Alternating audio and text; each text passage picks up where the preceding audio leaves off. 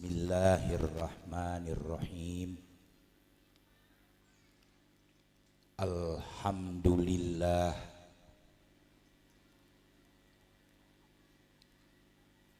Alhamdulillahilladzi ja'alad dinal islama ribatan baina qulubil muslimin. Wassalatu wassalam ala sayyidina Muhammadin imamil anbiya wal mursalin al imamil kamil fid dunya wad din wa ala alihi wa ashabihi wattabi'ina lahum bihsanin ila yaumiddin. Amma ba'du, al-ghail fi kitabihil aziz ma kana Muhammadun aba ahadim mir rijalikum walakin Rasulullah wa khataman nabiyyin wa kana Allahu bikulli syai'in alima. Shadaqallahul aliyyul azim. Al-mukarramun, para alim ulama, para habaib, para kiai, para tokoh agama, tokoh masyarakat, bil khusus saudara saya, sahabat saya Al-Habib Umar Al-Bahar, Al-Habib Salim Al-Bahar, Al-Habib Usman Al-Bahar, Al-Habib Mustafa Al-Aidid, Kiai Haji Raden Sya'roni, Kiai Haji Raden Abdul Abbas, Ustadz Tubagus Zainuddin, Ustadz Subhi Wajhi, dan para satidat lainnya, aparatur pemerintahan yang saya hormati, segenap panitia peringatan Maulid Nabi besar Muhammad sallallahu alaihi wasallam, bapak-bapak, ibu-ibu, pemuda-pemudi, dan saudara-saudara sekalian yang sama-sama dirahmati Allah subhanahu wa ta'ala. Alhamdulillah, kita panjatkan puji syukur kepada Allah subhanahu wa ta'ala yang Rahman dan Rahim, yang maha pengasih lagi maha penyayang, yang selalu melimpahkan rahmat dan segala karunia-Nya, sehingga pada saat ini kita berada di tempat yang paling mulia untuk memperingati seorang manusia agung, seorang manusia besar, seorang manusia yang paling sempurna, yang diutus untuk seluruh umat manusia dalam sepanjang kehidupan zaman, yaitu Nabi besar Muhammad sallallahu alaihi wasallam. Mudah-mudahan kita semua yang hadir pada saat ini besok kelak mendapat syafaat beliau Rasul. Amin, Allahumma amin. Saudara-saudara, ketika beliau akan dilahirkan ke alam dunia, ada suatu peristiwa yang tidak bisa kita lupakan, yang termaktub di dalam ayat suci Al-Quran, yaitu seorang penguasa di negeri Yaman yang bernama Abrahat al-Ashram ingin menghancurkan Ka'bah. Ketika itu Ka'bah Mekah dan sekitarnya dipimpin oleh orang yang bernama Ammar, mengalami kemajuan yang luar biasa, karena pada saat itu orang-orang yang ziarah ke Ka'bah mulai dibagikannya roti-roti. Makanya beliau mendapat gelar Hashim, orang yang pertama kali membagikan roti di Mekah buat orang-orang yang ziarah ke Ka'bah. Beliau meninggal dunia diganti oleh putranya yang bernama Syaibah. Kenapa diberi nama Syaibah? Karena begitu lahir rambutnya ubanan, putih semuanya, bayi orok rambutnya ubanan. Begitu memimpin Ka'bah mengalami kemajuan yang sangat signifikan, maka diberi gelar namanya Abdul Muttalib, yaitu kakek Nabi, orang tua yang bijaksana. Makin banyak orang berziarah ke Ka'bah, timbul rasa iri hati. Seorang penguasa di negeri Yaman, bagaimana caranya supaya orang pindah ke Yaman? Maka dia berniat jahat untuk menghancurkan Ka'bah. Sebelumnya dia membuat surat kepada Raja Negus di Habasyah kalau dia ingin menghancurkan Ka'bah. Dan dia membuat sebuah gereja yang besar yang diberi nama Gereja Al-Kullais, indah dan megah. Sampai sekarang masih ada peninggalannya di negeri Yaman. Buat gantinya Ka'bah sudah disediakan gereja yang bagus. Orang Arab Mekah dari Quraisy, dari suku Kinanah, mendengar berita ini sakit hati, jengkel. Dia berangkat ke negeri Yaman, dia masuk ke dalam gereja yang baru yang begitu megah, dia berakin, saudara sekalian. Kalau bahasa orang sini kan sama sama bahasa saya, orang Betawi pinggiran. Nggak apa-apa kalau nggak ada pinggiran, itu yang tengah terbalik, saudara sekalian. Amin ya Rabbal. Inilah yang menjadi pemicu, inilah yang menjadi penyebab. Yang tadinya mau nanti-nanti, Abrahat al-Asram jengkel, saudara sekalian, maka segera dia mengerahkan pasukan. Ada pasukan berkuda lengkap dengan perisai, ada pasukan onta lengkap dengan tombak, pedang, anak panah, dan ada yang berjalan kaki tidak kurang dari 60.000 orang. Dan ahli tafsir mengatakan yang terbesar adalah pasukan bala tentara gajah. Nah, ini yang saya maksudkan. Kurang lebih 3-4 km mau mendekati Ka'bah, datang azab Allah. Yang punya Ka'bah siapa? Oh, marah, saudara-saudara sekalian. Yang punya Ka'bah marah, Allah turunkan azab penyakit cacar ganas, sehingga pasukan Abrahat banyak yang mati karena cacar. Kalau sekarang udah jarang. Kalau dulu waktu saya kecil, ya, 50 tahunan yang ke belakang masih ya banyak orang kena penyakit cacar.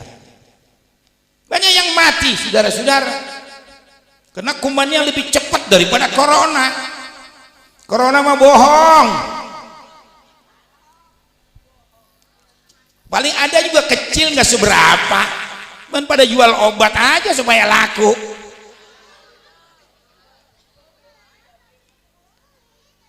Ya, ini yang kenyataannya memang begitu.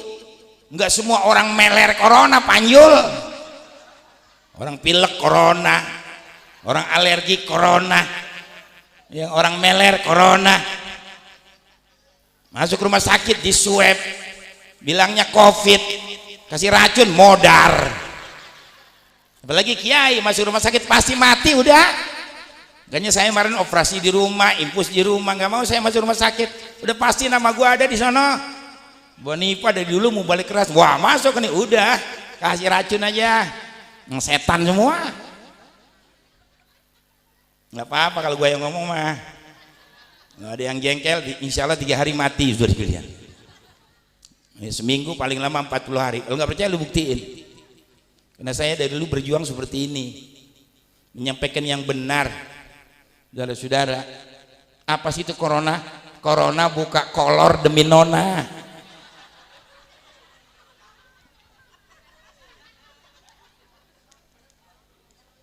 Bulan Juli sampai yang mati lebih dari 100.000 orang. Dikit-dikit ambulan liwat, wing wing wing wing, wing wing wing wing. Memang sengaja dibikin orang supaya stres, supaya takut.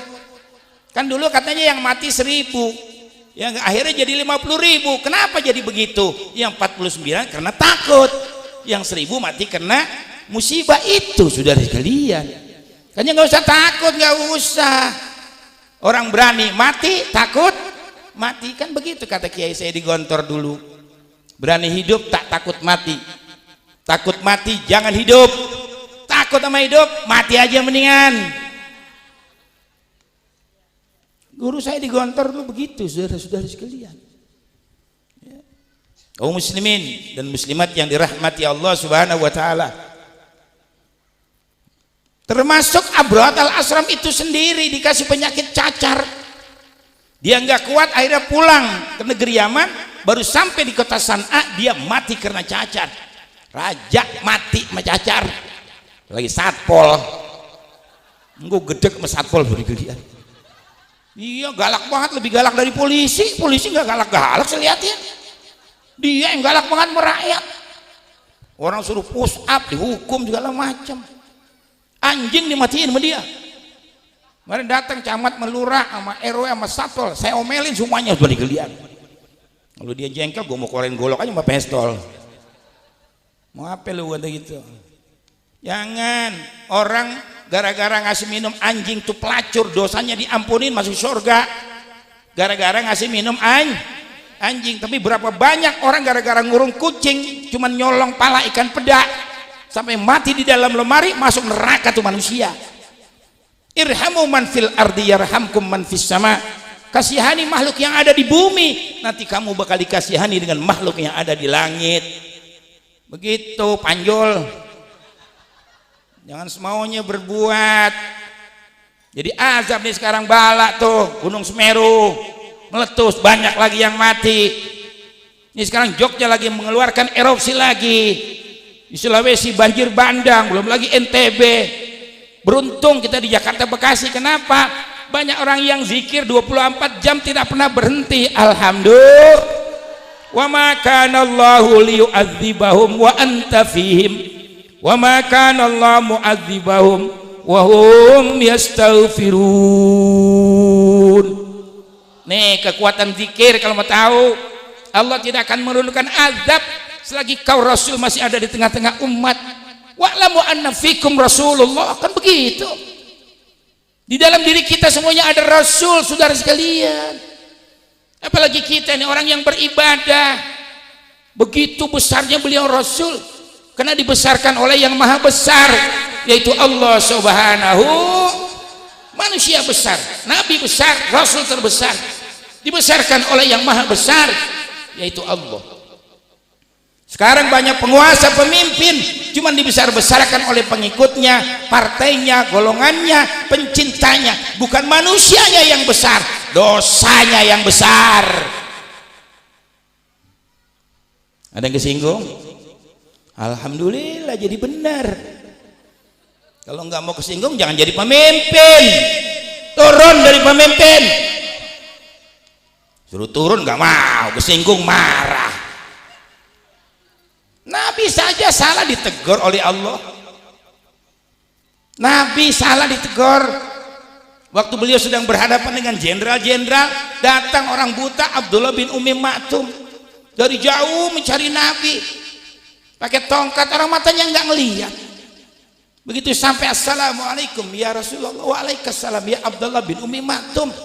Tapi Nabi hatinya jengkel. Aduh, gangguan teknis. Gue lagi ngobrol sama jenderal, datang nih orang buta. Mungkin begitu hatinya, nggak diucap di hati, saudara sekalian. Langsung ditegur oleh Allah, abasa wa tawalla an ja'ahul a'ma. Hai Muhammad Rasulku, kenapa ketika kau sedang ngobrol dengan jenderal datang orang buta, kau bermasam muka, kau jengkel? Belum tentu yang kau hadapi itu lebih benar, lebih baik daripada orang buta ini di hadapan Allah Subhanahu wa taala. Nabi salah ditegur, imam salah ditegur, ngadat nggak balik-balik. Susah, orang kita ini ada kelemahannya Betawi. Makanya Betawi nggak bisa jadi presiden, ambeknya gede. Salah jadi imam. Walam yakul lahu kufuwan ahad, kan salah itu kan, ditegur. B jangan panjang, Itu bacaan pendek, di situ nggak ada bacaan mat. Ah, lu tahu apa dah kemarin? Gua ngaji dari dulu emang begini, begitu kata dia. Susah. Makanya imam nggak mundur-mundur tua, memang yang bagus yang tua, alim, kaya, biar nggak makan duit masjid.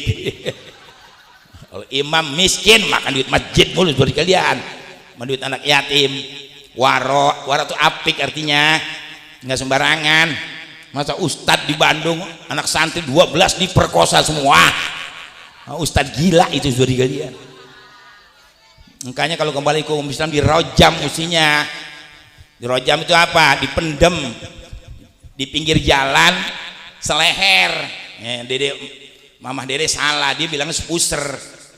Dia nggak ngaji tuh dari kalian susahnya. Dia bagus berani.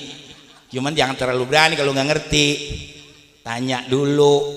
Kan begitu. Fas'alu ahla dzikri in kuntum la ta'lamun. Tanya kepada orang yang tahu kalau kamu memang tidak tahu. Jadi orang yang melacur berzina, yang sudah punya istri, yang sudah punya suami, hukumnya direjam, dipendam di pinggir jalan seleher. Tiap orang lewat ketok palanya, tendang palanya, guyur sudah sekalian sampai modar tuh hukum rojam kalau tahu. Supaya orang nggak main-main dalam persoalan ini. Begitu. Kayaknya ibu-ibu kalau diajak sama laki jangan pakai nggak mau. Jadi begitu tuh laki akhirnya. Bu,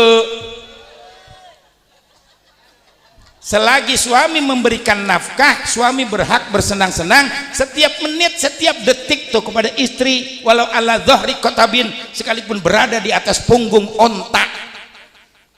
Ibu-ibu lagi naik onta berdua sama lakinya di atas onta, laki lu kepengen di onta, lu angkat rok lu.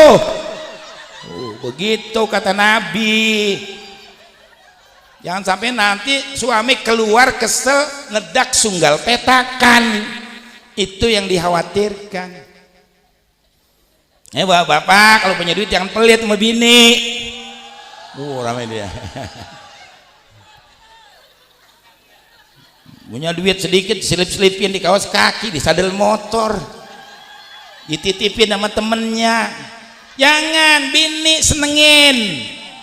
Tuh, biar cantik dia, biar keren dia. Kalau bini cakep kan laki ikut cakep. Lah bini saya pakaiin baju 5 juta, saya pakaiin sendalnya 2,5 juta. Pakaiin biar cakep dia, make upnya. Nanti ditanya bini siapa sih, itu nggak ada bosannya. Itu bapak istrinya Bapak Bimas. Weh, keren ya Bapak Bimas, ganteng, bininya cakep. Dari kalian paling enak aja bini cakep dibawa kemana-mana, paling enak. Tuh, keren, wangi, harum. Ya bini udah jelek ngadat mulu lah ya. Ceburin nempang dulu kalian.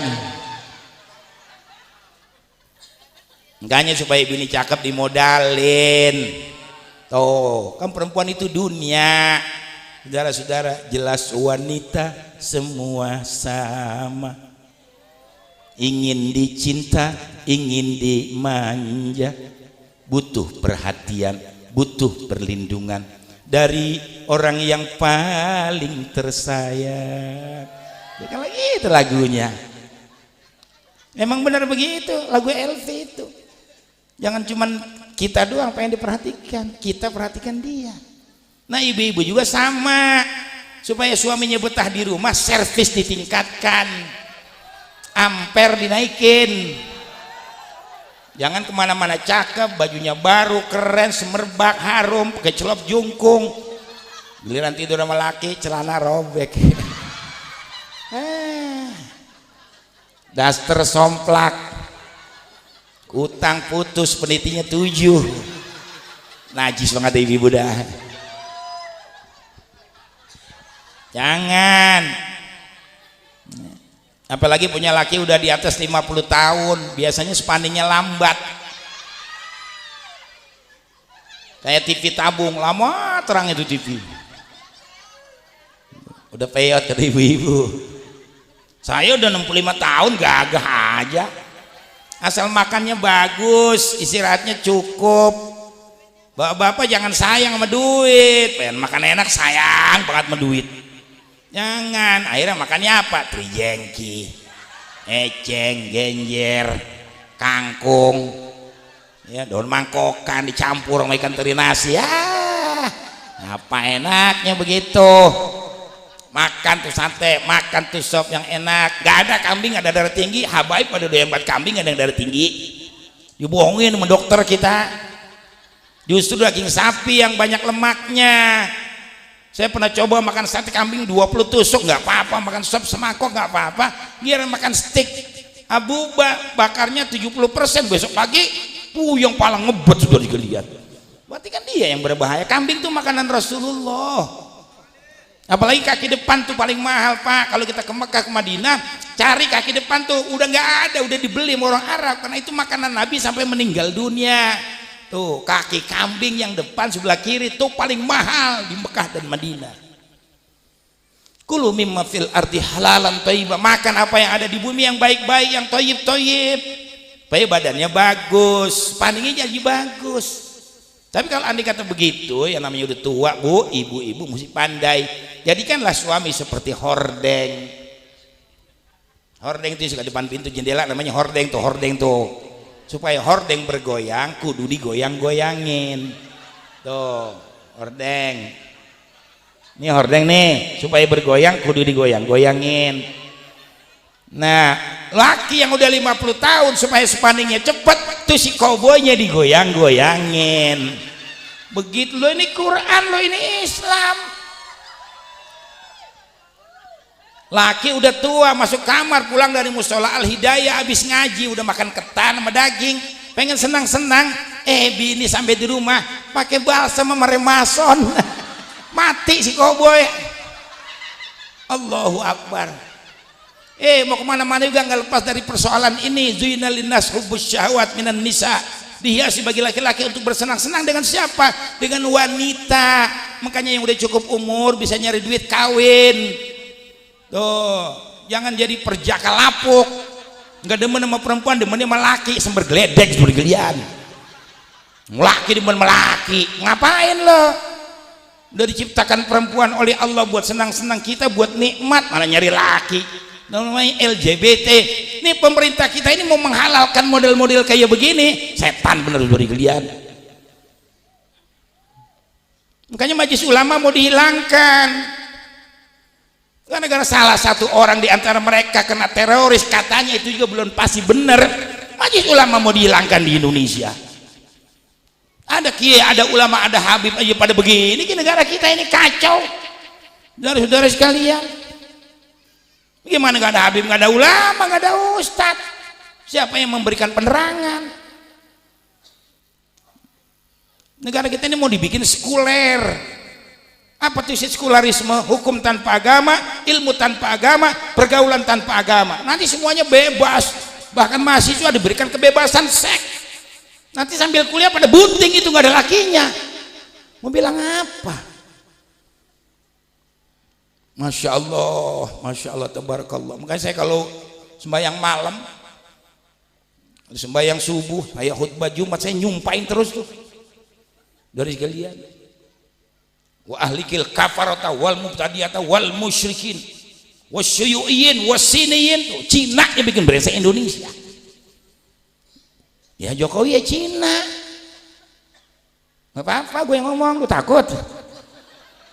Memang Cina, tuh kan Cina. Prabowo ya Cina. Islam doang, bayang kagak. Jangan ketipu lagi kita. Itu dua-duanya emang permainan Cina konglomerat di Indonesia yang dibilang naga 10, sekarang tinggal 9. Bapak satu calon presiden harus punya uang 9 triliun. Setiap satu provinsi harus 300 miliar. Jadi kalau 30 provinsi harus 9 triliun. Siapa yang punya uang seperti itu? Jenderal-jenderal kita udah disogok sama Cina, udah lemah, nggak bisa berbicara. Bahkan banyak di sekolahin sama mereka. Makanya besok kata Refli Harun, seorang ahli tata negara, kita rakyat mesti punya calon khusus sendiri.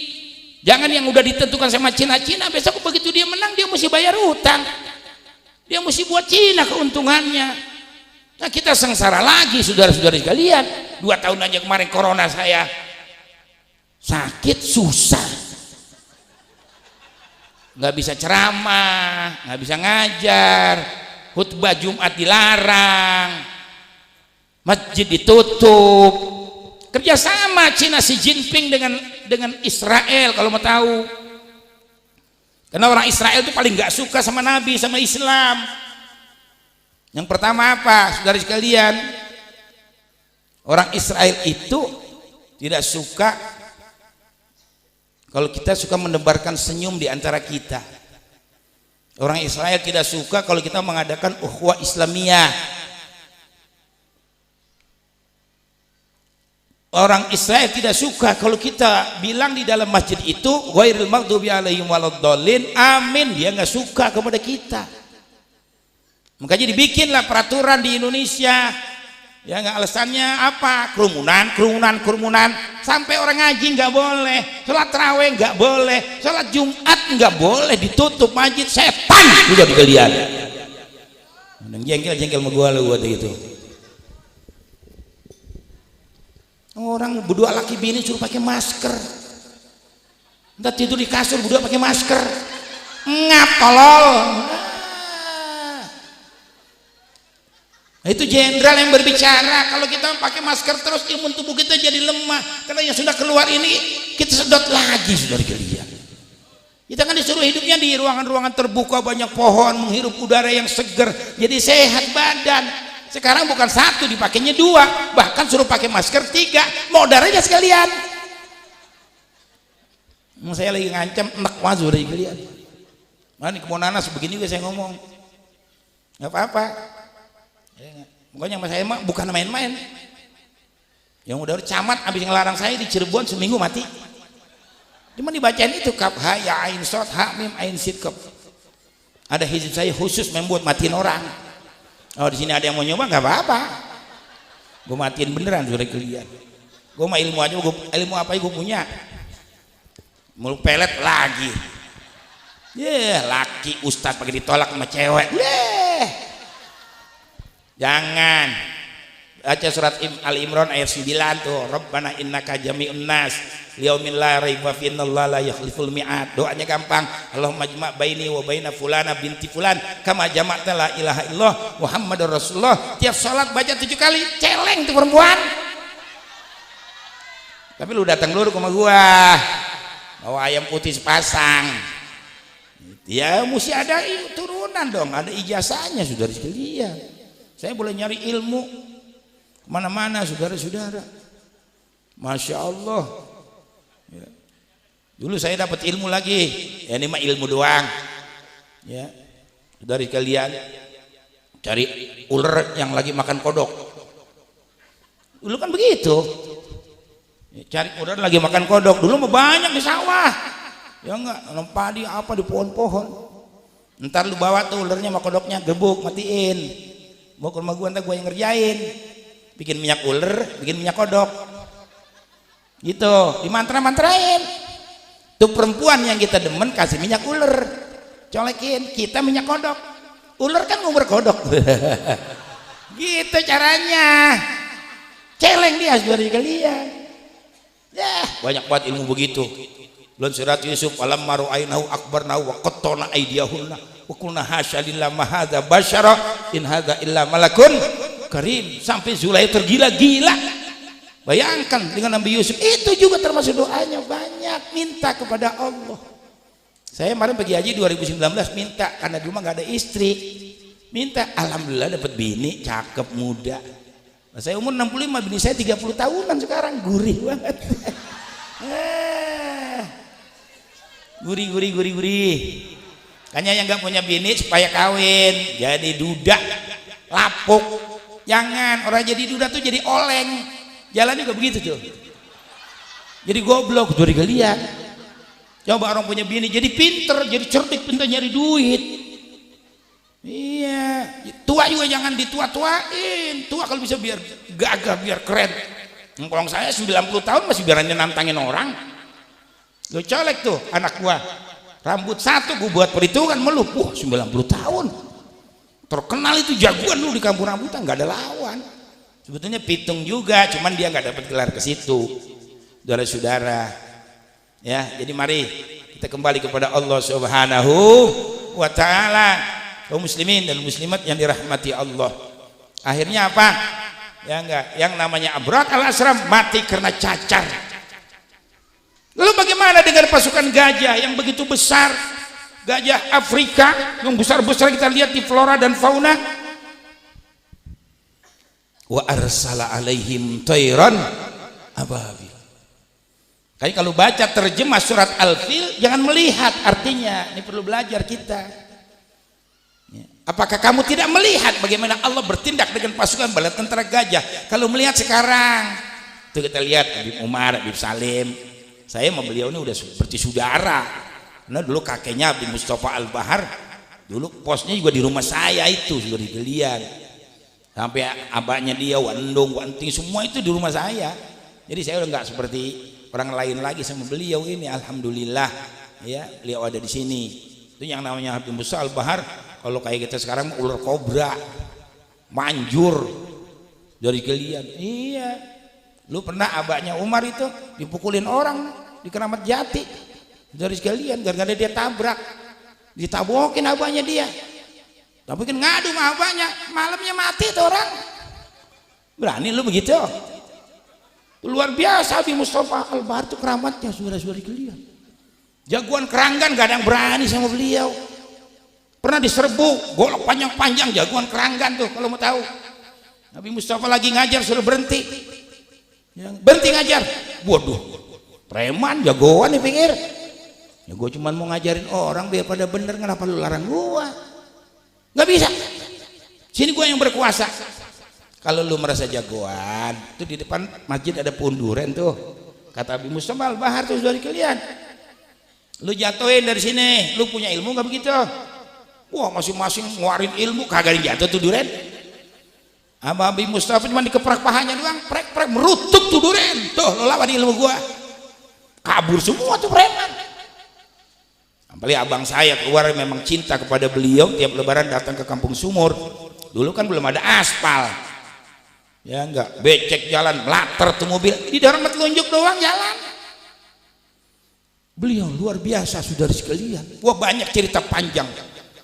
Ditembakin nggak mati, direndam nggak mati. Akhirnya Belanda bingung, ditanya apa kepintarannya, bisa jadi muntir motor. Makanya beliau ahli motor saudara sekalian.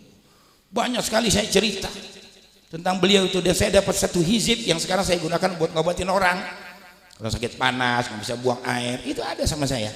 La ilaha illallah narat wastanarat, la ilaha illallah haulal arsy darat, la ilaha illallah fi alamillahi sarat, la ilaha illallah hurrimatil hummal mardo, la ilaha illallah gharat wa gharat gharat. Tuh dari beliau ijazahnya. Gini Umar belum pegang habis dari dia. Kemarin di Madinah orang sakarat udah harus masuk rumah sakit, udah dikerubungin. Ini salah satu saya baca, ditambah hizib-hizib yang lain. Saya bilang sama dokter, intazir suaya dokter, ana sa'atakalam awalan. La hadza la bud ayyadhul ilal mustafa. Mesti masuk ke rumah sakit, tidak boleh dibawa pulang ke Indonesia. Mamnur rujuk ila Indonesia. Intazir suaya, ana takalam awal, saya bilang. Enggak bisa bahasa Arab, cuma saya doang. Ya saya TPHD waktu itu tahun 2019. Tapi saya enggak ajak ngomong, saya bacain doa hizab saudara sekalian. 5 menit sadar. Bangun dia. Gimana Pak Haji? Perasaannya sekarang lebih enak sekarang apa lebih enak tadi? Lebih enak sekarang Kiai. Dokter, holas takalam tuh ma'ahu. Ya enggak, wa yaqul annal an ahsan min awal. Holas ma fi muskil irji ila Indonesia. Kalau dia mau bayar berapa itu Pak? Nyawa bisa diselamatin tuh, hizib doa. Tapi akhirnya sampai di rumah sebulan meninggal. Tapi kan malaikat bisa nahan gara-gara doa. Bisa ketemu keluarganya, saudaranya, ada 3 orang tua tuh yang bisa dibawa pulang ke Indonesia. Semua saya bacain doa dan hizib. Ada lagi anak muda orang kaya, dari bininya sakit, dia sakit, ya saya yakin minta kepada Allah. Di Mekah kita nggak punya dosa, di Madinah kita nggak punya dosa. Saya urutin, saya pijitin, bikin air. Dari sekian sembuh semuanya, alhamdulillah. Sampai sekarang kalau ketemu 2 juta, 2 juta, 10 juta, saking girangnya orang Madura. Tuh, di sini ya terserah Habib Salim kardah dari kalian. Ada Habib Umar sini saudara-saudara. Ya, saya kembali saudara sekalian. Jadi makanya kalau baca terjemah surat Al-Fil, apakah kamu tidak memperhatikan bagaimana Allah bertindak dengan pasukan bala tentara gajah? Alam yaj'al kaidahum fi tadlil. Bukankah Allah telah menggagalkan tipu daya mereka menjadi sia-sia? Dengan apa? Wa arsala alaihim tayran ababil, mengirimkan burung yang begitu banyak. Nah, makanya jangan salah lagi ngomong burung ababil. Nggak ada burung ababil, nggak ada. Ababil murafdifnya afwaja, artinya burung yang banyak. Padahal Ustaz, Allah. Ini belum minum.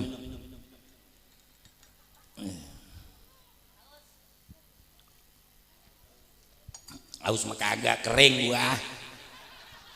Lu kan diem, gua ngomong. Tapi ini ilmu, insya ini boleh tawassul, nggak sembarangan bicara. Minta tuh hujan supaya pindah-pindah. Alhamdulillah, mudah-mudahan sampai selesai, sampai besok baru hujan lagi deh. Ya enggak, insya mudah-mudahan yang hadir semuanya ini saya doakan biar naik pangkat Bapak Bimasnya. Mudah-mudahan dari sekalian ibu-ibu bapak biar pada kaya semuanya, biar pada senang, besok bisa umroh, besok bisa haji insya Allah. Dari kalian saya bergaul dengan siapa aja. Pak Tito itu teman saya, murid saya, dia ngaku guru sama saya. Itu jadi kapolri saya dipanggil. Tadi anak saya di staf polisi. Pak, saya mau nganter bapak saya. Bapak saya gurunya Pak Tito. Oh, jangan Pak, jalan-jalan tuh. Ada untungnya berteman sama orang besar. Kemarin Bapak Sigit waktu jadi dari kalian Bareslim, saya juga datang dimintakan doa. Mendi agamanya lain tapi baik tuh. Pak Sigit itu baik sekali dari kalian. Orangnya dia minta doa kepada saya, Pak Kiai doain saya. Tugas saya ini berat kalau jadi Kapolri. Ya, bagaimana niatnya Pak Jenderal? Kalau baik, insya Allah Jenderal akan berhasil sampai kepada jadi Kapolri. Saya bilangin, jadi Kapolri baik sekali Pak sama saya itu, masya Allah. Ya, kalau ada apa-apa Kiai datang sama saya sini. Pak Rudi itu Mayor Jenderal juga sama. Saya banyak kenal, sebab saya ngajar di Korlantas. Ya, udah lama, udah 15-an tahun lebih saya jadi khotib dari Pak Ucin, Pak Bayu, dari sekalian Suharyanto semuanya. Alhamdulillah sampai sekarang itu Jenderal kalau saya khotib paling senang dia. Karena tegas, lugas dan dipaham saudara-saudara. Ya, tiap lebaran haji pokoknya sapi dikirimin aja udah itu. Dari Korlantas polisi, jangan bilang polisi semuanya jelek, jangan. Banyak yang baik-baik, yang bagus-bagus. Ada satu dua biasa. Kiai juga ada yang nakal. Emang Kiai gak ada nakal? Banyak saudara sekalian. Tuh tadi lagi kesel bener saya sama ustadz yang punya pesantren di Bandung itu. Lagi tolol amat gitu orang ya, mau aja diajak kencan. Iya, sampai punya 8 dari 8 perempuan punya, dari 8 perempuan punya anak 8, dari 4 perempuan, dari 4 perempuan punya anak 8. Mau aja 12 perempuan. Sebetulnya ada lagi Pak yang lebih dahsyat. Kori internasional, berapa santrinya? 23 dia pacul semua. Ban gua nggak sebut namanya. Sian. Kalau dibilangin saya ngelawan. Kadang-kadang suka ngata-ngatain begini begitu. Ya jangan main-main, gua kualat lu kata gitu. Ya, saya mau orang dari dulu bener. Saudara-saudara, alhamdulillah. Kembali kepada apa yang saya berikan. Nah, dengan datangnya burung itu membawa batu dari neraka sijil, melempari mereka semuanya. Faja'alahum ka'asfin. Hancurlah mereka seperti daun dimakan ulat. Siapa itu tentaranya? Oh, saya lagi mohon kepada Allah biar tentara Allah diturunkan lagi buat para mereka-mereka yang jahat terhadap Islam. Amin ya Rabbal. Iya saudara sekalian, bayang Jumat suruh 2 kali. Pak Yusuf kalian terima aja, orang ini memang gak ngerti agama. Biar 2 kali jadi wakil presiden juga buat bisnis doang. Bayang Jumat sekali aja udah ngap kita. Bayang Jumat emang gak capek, gak lapar perut. Nah sekarang dibikin coba 2 kali dah, 12:30 pulang, jam 1 bikin lagi. Siapa yang mau sembahyang? Ini gara-gara Menteri Agama si Yakut. Iya Yakut namanya. Yakul mah itu yang diminum. Yakut namanya, bekas komandan Banser jadi Menteri Agama. Masa dia robah 1 Muharram, dia robah kelahiran Nabi, dia robah. Kan 1 Muharram dari zaman dulu sudah ada. Inna iddatas syuhur indallah isna asyara syahran. Allah menciptakan 12 bulan. Muharram udah ada sejak dulu, udah ada. Jadi yang menciptakan itu Allah. 1 Muharram ya sudah 1 Muharram, dia undur. Kenapa? Supaya Islamnya lupa dikit-dikit sama Islamnya. Kelahiran Nabi juga begitu. Dia pindahin lagi sudah sekali, sudah 2 tahun berturut-turut ini. Itu kerjaan mereka semuanya pada dasar orang nggak punya agama, saya bilangin. Namanya Nabi Muhammad yang melahirkan lo, saya bilangin. Sudah ketentuan Allah harus lahirnya hari Senin 12 Rabiul Awal, kan begitu. Tanggal 20 April tahun 571 Masehi lahirlah seorang manusia besar untuk sepanjang kehidupan zaman, dan diakui oleh Yahudi, diakui oleh Nabi Isa alaihissalam. Yahudi mengakuin loh. Yahudi pernah perang, Pak. Kalau di Mekah nggak ada Yahudi, cuman bisa dihitung sama jari 1-2 paling. Di Madinah banyak Yahudi. Dia perang melawan Arab Ghatafan, kalah terus. Akhirnya dia ingat dengan pangkat Nabi yang bakal dilahirkan ke alam dunia yang begitu besar. Ya nggak dibilang, ya Arab, aku bertawassul dengan pangkat Nabi yang akan kau lahirkan di akhir zaman yang begitu besar supaya aku diberi kemenangan. Gara-gara tawassul, nabinya belum lahir, diberi kemenangan oleh Allah. Yahudi dikabulkan. Bagaimana kita kalau mau berdoa? Walamma ja'ahum kitabun min indillah musaddiqul lima ma'hum. Tatkala sudah datang itu Al-Qur'an membenarkan apa yang ada sama orang Yahudi. Wa kanu min qablu yastaftihuna 'alal ladzina kafaru, dan dahulu mereka berdoa minta kepada Allah dengan menyebut nama beliau Rasul Nabi kita Muhammad sallallahu alaihi wasallam, dikabulkan, dimenangkan. Tapi apa yang terjadi? Walamma ja'ahum ma'arafu kafaru bihi falaknatullahi 'alal kafirin. Tatkala mereka, saudara sekalian, ya enggak, sudah tahu yang didatangkan oleh Allah, mengetahui itu isi Al-Quran, mereka ingkar, kafir semuanya. Kayaknya manusia paling dilaknat tuh orang Yahudi. Inna asaddan nasi adawatan al-yahud, musuh paling berat bagi Islam adalah orang Yahudi. Hati-hati sama Islam, saya pesan ya. Orang yang memutuskan Habib Rizik saja, ya enggak, divonis 4 tahun penjara supaya enggak bisa ikut pemilu besok ini, ya enggak, itu jaksanya 14 hari mati, saudara kalian, bukan omong bohong. Hati-hati makanya sama zuriyah Rasul. Yang kedua, orang apa namanya, Indomaret, pimpinannya ada yang benci bener sama Habib Rizik. Belum lama lewat di tol Cipularang Bandung kilometer 60 sampai 100 mati dengan mobil baru ketiban kontainer gepeng semua. Bukti nyata. Orang yang benci sama Nabi bikin karikatur Nabi, ya enggak, tuh orang Prancis akhirnya naik mobil kawal terus karena dia ketakutan. Mobilnya nabrak kontainer, kebakaran, nggak bisa dimatiin apinya, orangnya nggak bisa dikeluarin, angus di dalam mobil semuanya. Tuh orang yang benci sama Rasulullah. Dari sekalian, termasuk Perdana Menteri Israel Ariel Sharon yang sudah membunuh lebih dari 1 juta umat Islam di Palestina, sakaratnya 8 tahun di rumah sakit, diperban, ditutup mata, otak semua. Begitu dibuka perbannya, mata semuanya belatung, otak semuanya belatung, orangnya belum mati. Bayangkan sudah sekalian, di dunia sudah diazab oleh Allah. Sekarang kiai pada berani-berani ngomong asal gobleh. Titelnya SAG kali ya, sarjana asal gobleh. Nggak ngaji lagi saudara sekalian. Bekas ketua NU asal gobleh. Dibilang apa? Allah itu ada dalam Al-Quran, gak ada dalilnya. Siapa yang bilang? Saya bilangin. Saya makanya manggilnya sama dia bukan sangit ngakil gitu aja dia. Tak ketemu gua sekali-kali, gua mau berani bener, gua bangun, gua diri saudara kalian.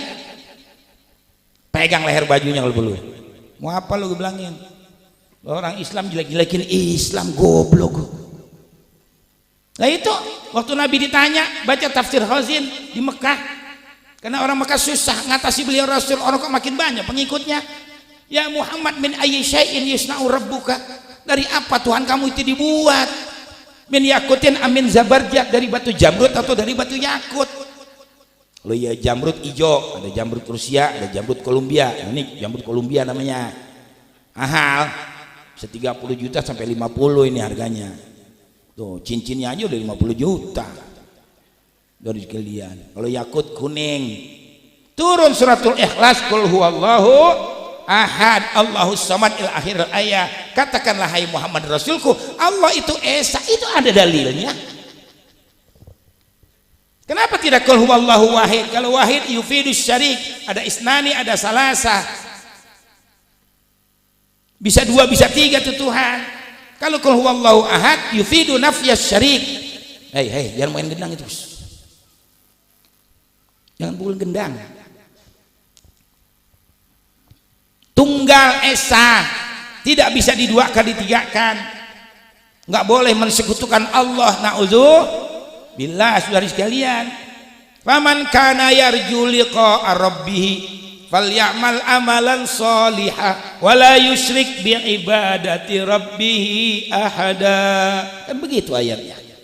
Siapa yang ingin berjumpa kepada Allah di hari kiamat nanti, dengan apa? Bukan dengan pangkat, jabatan, harta, perempuan, gedung, bungalau, villa, tapi dengan amal soleh.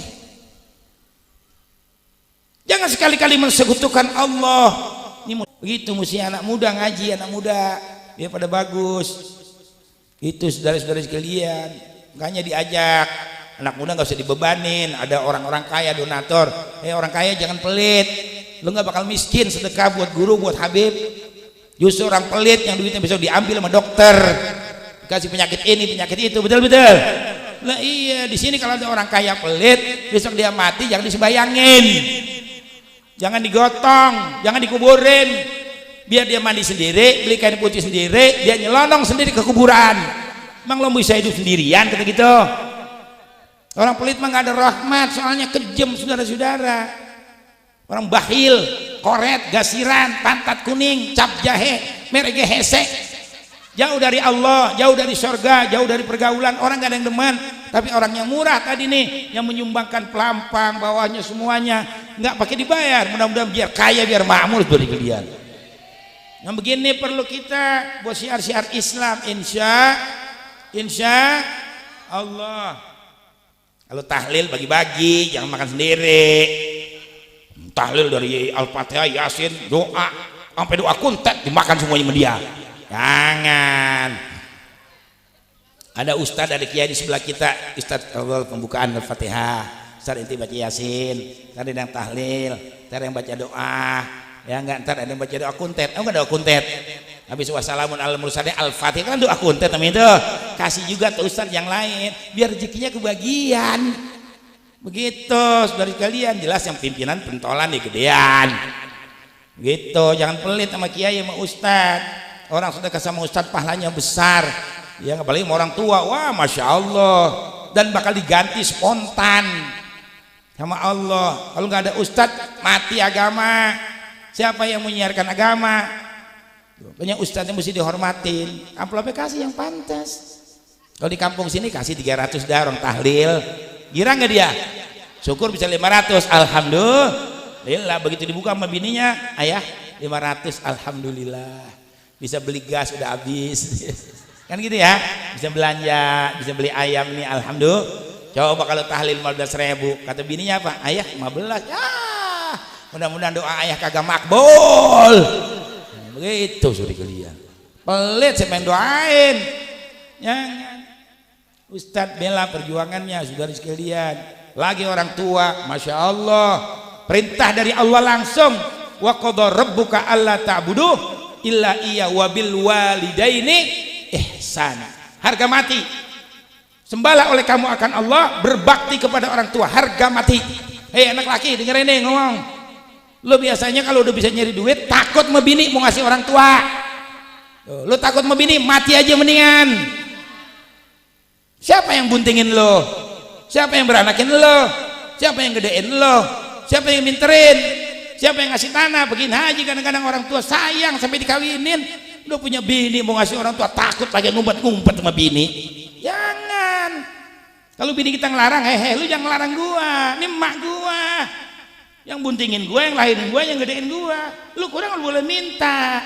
Jangan lu ngelarang-larang gua mau berbakti sama orang tua. Berani lu kita?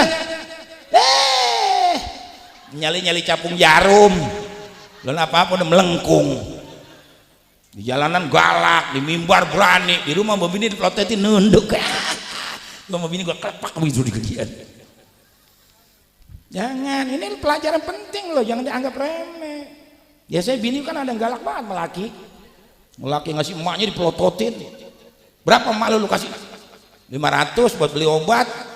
Kasih aja semuanya duit lo. Gua selalu pikirin, lu galak amat bini.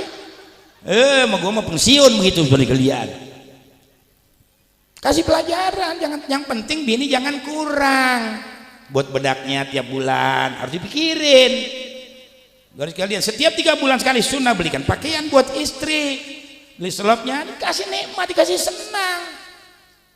Lo malam udah dingin makan, ajak keluar sekali-kali makan di luar. Bawa dia ke mall, suruh pungutin apa yang di mall. Jadi dia keberatan orang gerobak gitu kalian. Girangin bini kita, girangin. Tapi bini gue jangan galak, ya enggak. Bab orang tua itu keramat. Wes Al-Qarani bisa jadi wali besar karena berbakti sama ibunya. Surat Al-Baqarah, sapi betina kenapa tuh? Gara-gara anak yatim berbakti kepada ibunya, sampai sapi kulitnya tuh dibayar dengan seharga emas. Baca dalam kitab Ad-Da'watul Islahiyah. Saya nih bisa begini dari sekalian, punya saudara 11 karena saya perhatikan ibu saya. Bukan cerita dongeng, bukan bangga, bukan pengen dipuji. Mudah-mudahan kalian bisa lebih dari itu. Amin. Ibu saya minta daging 5 kilo, saya bawain sepaha belakang. Sampai bingung dia, apa lu bawa Haji? Daging. Ya gue mau 5 kilo, kenapa banyak amat? Bagi-bagi. Saya bikinin baju 1, saya bikinin 3. Nenek-nenek pakai baju 3 juta kan keren. Orang dulu dukun beranak ibu saya. Dulu ngongkosin saya sekolah ke Gontor, boleh ngurut, boleh beranak. Tuh ibu saya kalau mau tahu sudah dari kalian. Kita beli emas 5 gram, jangan jelek nggak kelihatan. Emas 5 gram. Udah ikut saya, ayo ke Cikini sana. Saya bawa ke Cikini, saya pakai ini 40 gram gelang tambang. Langsung pakai tuh bikinin bonnya, bawa di dompet. Orang miskin makan salah aja. Orang miskin. Bener aja akhirnya kan, begitu ngaji dilihat sama ibu-ibu, ngaji gelangnya gede amat, bagus amat, asli nggak nih? Asli. Anak gua Bu Hanifah yang beliin, tuh suratnya di dompet keluarin sama dia. Nah, biar pernah melotot loh, begitu tuh dilihat. Dianggapnya kalau orang miskin tuh imitasi lah, palsu lah segala macam. Begitu, saya bahagiakan betul ibu saya. Saudara-saudara pergi haji, ayo berangkat, besok saya bayar. Nggak ada saya yang nganterin. Di Mekah minta beliin kalung lagi, saya beli, ayo beli. Nggak miskin hidup saya. Punya rumah sekarang 1000 meter, tanahnya boleh beli, bukan boleh warisan. Bikin pesantren, bikin rumah, sampai kasih makan anak yatim, orang yang miskin nggak mampu, dibantu di pesantren saya. Alhamdulillah. Berkat berbakti kepada orang, berkat berbakti kepada orang. Hai manusia, hormati ibumu yang melahirkan dan membesarkanmu. Darah dagingmu dari air susunya, jiwa ragamu dari kasih sayangnya. Dialah manusia satu-satunya yang menyayangimu tanpa ada batasnya. Teng teng teng teng teng teng teng teng teng teng teng teng teng teng teng teng. Ridho ilahi karena ridhonya, murka ilahi karena murkanya. Teloleng. Enak kan Roma Irama ya? Doa ibumu dikabulkan Tuhan dan kutukannya jadi kenyataan. Bila kau sayang pada kasihmu, lebih sayanglah pada ibumu. Bila kau patuh pada rajamu, lebih patuhlah pada ibumu. Bukannya gunung, wah panjang lagunya. Saya hafal 50 lagu Roma Irama. Beliau sama saya nggak ada hijab sudah. Saya seperti adik kakak, kalau saya nyanyi begini bilang kayak Roma Irama. Salah. Bukan saya kayak Roma Irama, Roma kayak gua. Gitu sudah kalian. Alhamdulillah, mudah-mudahan beliau satu-satunya artis yang cinta sama habaib dan ulama biar panjang umur. Ya biar berkah, yang lain mah pada kurang duit yang saya lihatin dari kalian. Beliau alhamdulillah ada apa-apa selalu saya diajak. Saya bilang ada yang ganggu Roma Irama sama ganggu gua. Umurnya pendek saya kata gitu dari kalian. Iya, saya berjuang sama-sama, cuma dia melalui lagu, saya melalui Al-Qur'an dan sunnah Rasul Nabi kita Muhammad sallallahu alaihi wasallam. Terus ahlan wa sahlan ala Habib Nabil. Ya. Allah Habib.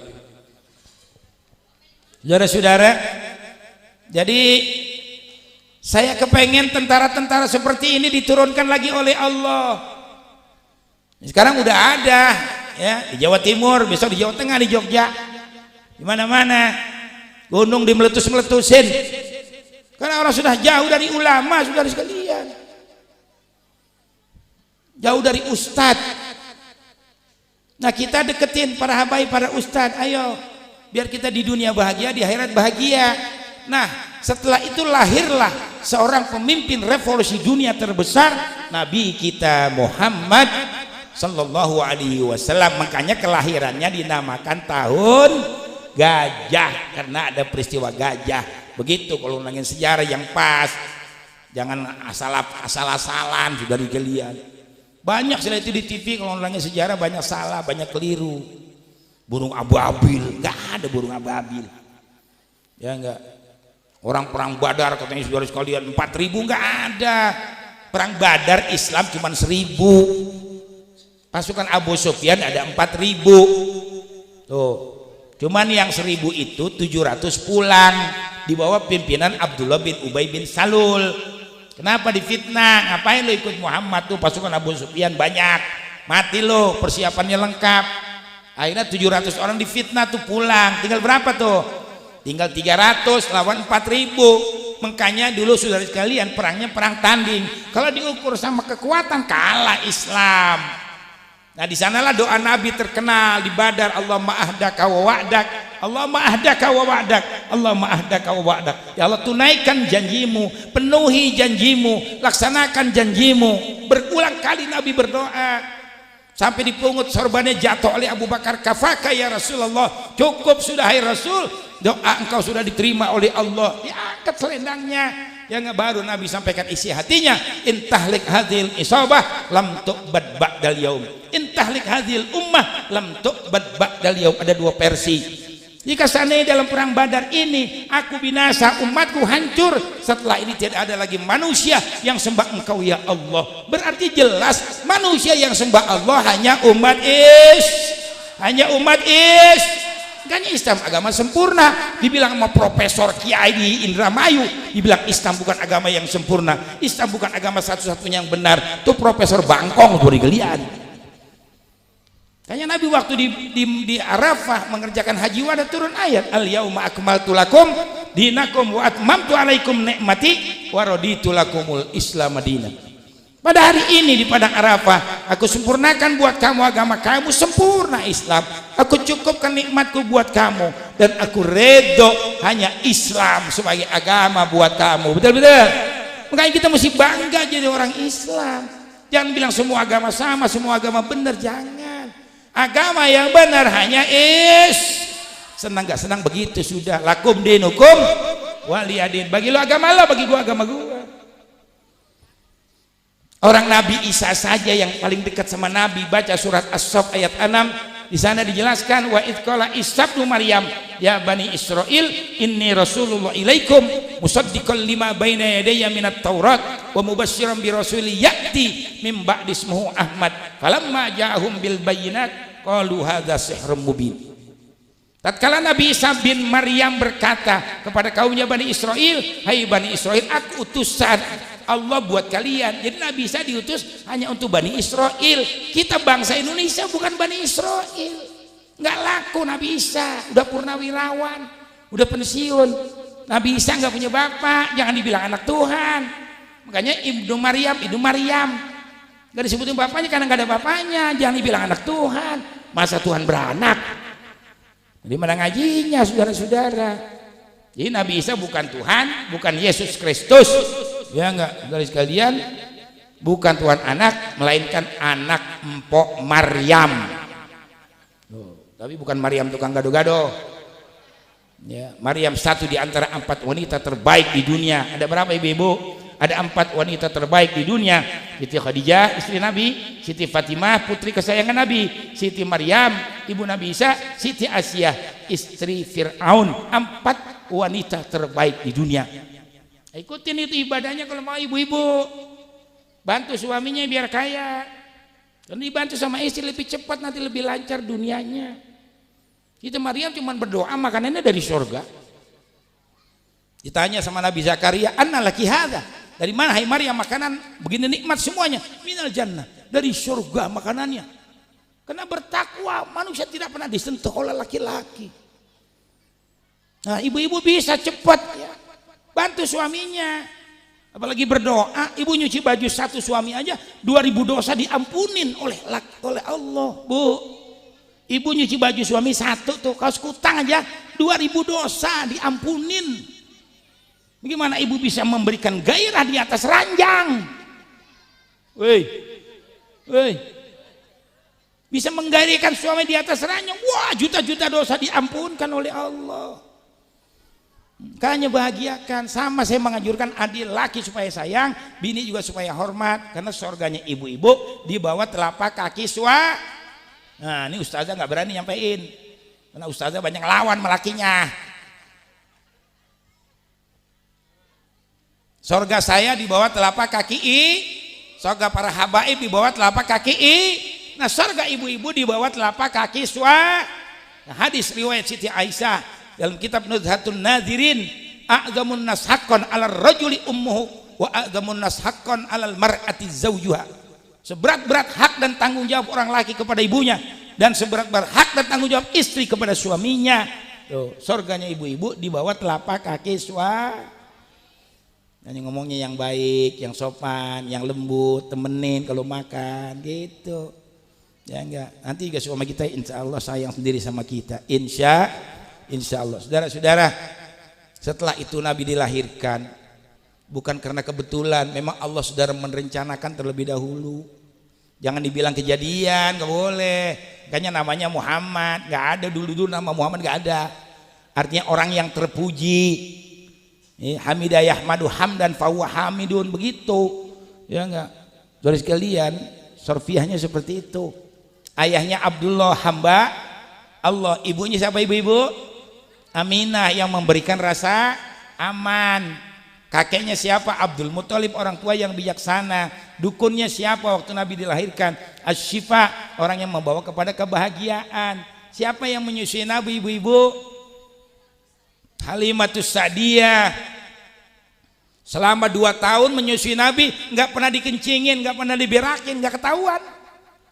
Kita mau cari di mana manusia kayak begini? Makanya dia basyarun lakal basyar. Dia manusia tapi tidak seperti kita. Hajarun lakal hajar. Dia batu tapi tidak seperti batu. Wa huwa yakutun bainal ahjar. Beliau Rasul batu permata intan berlian di tengah-tengah batu kolar. Kita, saya termasuk nih batu kolar semua. Nabi permata intan berlian. Begitu maknanya. Makanya beliau namun manusia luar biasa, saudara sekalian. Nenek-nenek cuman ambil batu bekas kencing Nabi aja buat ngobatin apa aja baik. Kencing lu jadi apa? Ada cerita begitu, nenek-nenek saking cintanya sama Nabi, kemana Nabi jalan dia ikutin. Nabi lagi ngajarin umatnya kalau buang air kecil nggak ada air, cebok pakai batu. Nabi buang air nggak ada buang air kecil, cebok nggak ada air, pakai batu. Tuh nenek-nenek lihat, batunya dibuang. Begitu Nabi pergi jauh diambil, buat ngobatin apa aja sembuh tuh batu. Rame di Madinah, Sayyidina Umar kesel benar, gue penggal nenek-nenek, gue habisin katanya, bikin orang musyrik aja. Jangan hai Umar, kau datang sama aku, coba kita tanya dulu. Mak tua, betul kau punya batu dari aku? Betul ya Rasul, aku orang yang sangat cinta kepada engkau, ingin mendapatkan sesuatu dari engkau. Kapan gue ngasih batu sama elu, kata Nabi. Dulu waktu engkau buang air kecil, kau istinja pakai batu, batunya kau lempar, itu yang aku ambil. Tuh, kencing Nabi manjur. Ngejeng nenek-nenek, ikan mati semua berikutnya. Makanya beliau itu manusia luar biasa, sampai ada seorang penyair tergila-gila. Wah sanumin kalam tarokotu aini, wa ajmalu min kalam talidin nisa. Ya enggak. Selama aku banyak tahu wanita melahirkan bayi laki-laki, belum ada yang seganteng secakep engkau. Selama mataku pernah melihat, belum ada lagi melihat manusia yang luar biasa seperti engkau. Khuliqta mubarra'an min kulli aibin ka'annaka qad khuliqta matasya. Engkau diciptakan bebas dari aib, seolah-olah engkau diciptakan menurut kehendakmu sendiri. Saya kalau menurut saya kata Allah nih, Abu Hanifah lu minta sama gua, bagaimana lu gua ciptakan? Wow, ini saya mancung kayak Habib. Dari sekalian gitu. Badan saya lebih tinggi, ini 167. Ya enggak? Bisa 170 aja, udah Masya Allah. Kan begitu, tapi kan ini semuanya pemberian Allah. Kalau Nabi memang sengaja Allah ciptakan seperti itu, seolah-olah beliau Rasul itu minta diciptakan seperti itu, padahal enggak, sudah kemauan Allah Subhanahu wa Ta'ala. Di dalam kitab Injil Perjanjian Lama, apa namanya, Taurat, lalu Injil Perjanjian Baru, di sana tertulis Tuhan datang dari Gunung Tursina, terbit di Gunung Sir, gemerlapan cahayanya di Gunung Paran. Benar, berarti Injil itu benar. Ya enggak, kalau Gunung Tursina tempat Nabi Musa alaihissalam mendapat wahyu, Gunung Sir tempat Nabi Isa alaihissalam mendapat wahyu, nah Gunung Paran tempat beliau Rasul dilahirkan, Ka'bah dan sekitarnya. Ya, waktu ketemu dengan pendeta Masturoh ketika Nabi berusia 20 tahun 12 tahun bertemu dengan pendeta Jarjis namanya Buhairah, kita kenal Bahiro, saya nggak ceritakan. Umur 20 tahun bertemu dengan pendeta Masturoh. Saudara sekalian, bersama dengan Maisarah, orangnya Siti Khadijah.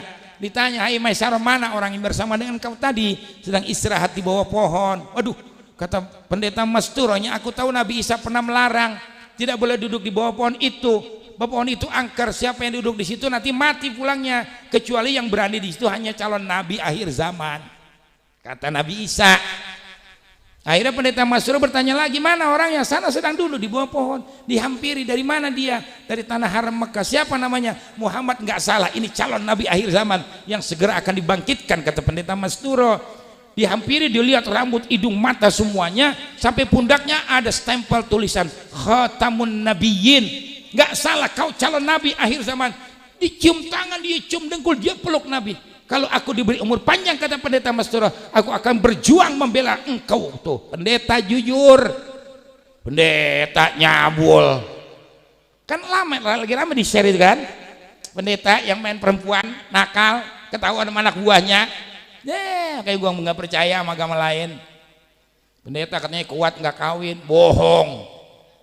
Orang masih muda, fasilitas cukup, makan enak, ya enggak. Masa dia nggak demen perempuan? Bohong. Kita aja kiai yang tiap malam mau dimakan kebuli, 2 hari itu gak nahan.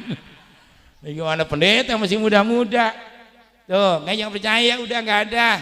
Nih Nabi saya jelasin nih, musaddiqal lima baina yadayya minat Taurat, yang membenarkan apa yang ada pada Injil, apa yang ada pada Taurat, wa mubasysyiram bi rasuli ya'ti mim ba'di ismuhu Ahmad, dan kami Nabi Isa alaihissalam diutus oleh Allah untuk menyampaikan berita gembira, nanti sesudah aku bakal lahir nabi akhir zaman yang diberi nama oleh Allah taala Ahmad Muhammad, yaitu Nabi besar Muhammad sallallahu alaihi wasallam, bukan Mirza Ghulam Ahmad. Begitu mesti terangin.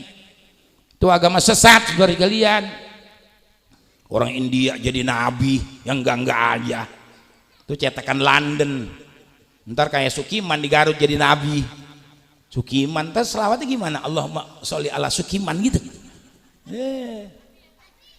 Orang India Mirza Ghulam Ahmad orangnya gede tinggi, dicetak jadi nabi sama orang Inggris dari kalian. Akhirnya begitu dia berak, dulu beraknya dicubluk. Orang sekarang cubluk nggak ngerti, orang tua-tua ngerti cubluk. Jadi 30 meter dari rumah ada lubang, ditutup sama karung goni kan gitu. Kalau nggak mau daun kerara, daun pisang kering, sama kain-kain ditutup, ditaruh situ balok 2 gede-gede.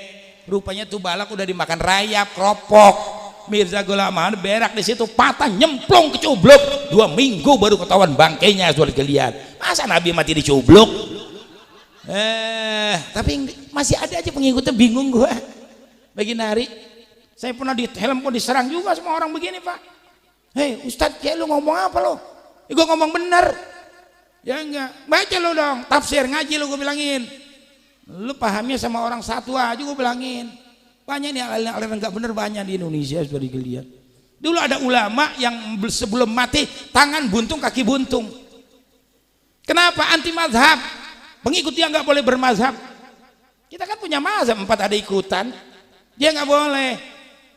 Akhirnya apa? Sebelum mati tangan kaki buntung semua. Datang Habib Salim bin Jinnah Allah yarham, nengokkan dia, nangis minta maaf, Bib saya jadi begini, maafin saya. Soal dimaafin apa enggak, bukan urusan gua, urusan lu sama Allah. Yang jelas yang potong kaki tangan lu madzahibul arba'ah, karena lu orang yang anti mazhab. Tuh dari dia.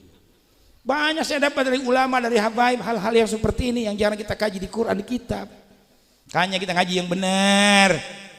Ya enggak, kalau ada orang yang suka main bid'ah, lu undang aja gua. Paranin telepon gue datang sini. Siapa yang bilang tahlil bid'ah, doain orang gak nyampe, sama gue ada urusan itu mah. Dan sekalian orang salah semua sama dia doang yang bener. Iya, orang baca orang tahlil bid'ah, doain orang gak nyampe, azan 2 kali bid'ah, lo gak ngerti. Ngaji dulu ntar diterangin sama ulama yang ngerti ilmunya. Saya sembahyang dibilang usoli bid'ah, Nabi gak pakai usoli. Emang lo pernah sembahyang sama Nabi? Nggak bisa jawab dia. Usoli itu di luar sholat, itu mazhab Imam Syafi'i, supaya sesuai sama hati. Usoli fardul maghribi, dalam hati aku sholat maghrib, begitu supaya sama. Orang Islam nggak boleh munafik, lidah mati supaya sama. Lagi nggak pakai usoli nggak apa-apa. Usoli di luar sholat, permulaan sholat apa yo? Takbiratul ihram. Kalau bacanya habis takbiratul ihram mungkin bisa batal. Allahu Akbar usolli fardul maghribi, batal. Orang kita di luar sholat, saya bilangin, Bung, saya bilangin gak usah usolli, nyanyi masih boleh. Saya kata gitu, sebelum takbiratul ihram nyanyi. Hidup tanpa cinta bagai taman tak berbunga, hai begitulah kata para pujangga. Hidup tanpa cinta bagai taman tak berbunga, hai begitulah kata para pujangga. Aduhai begitulah kata para pujangga, tapi jangan cinta buta. Allahu Akbar. Tuh, batal apa enggak tuh? Kagak, orang nyanyinya di luar sholat. Dari sekalian, cuma siapa yang ngajarin begitu? Ustadz yang mana ngajarin begitu? Nah itulah buat melawan orang-orang begitu-begitu. Saya pernah ngajar dari sekalian. Jadi orang intelek kayak begitu.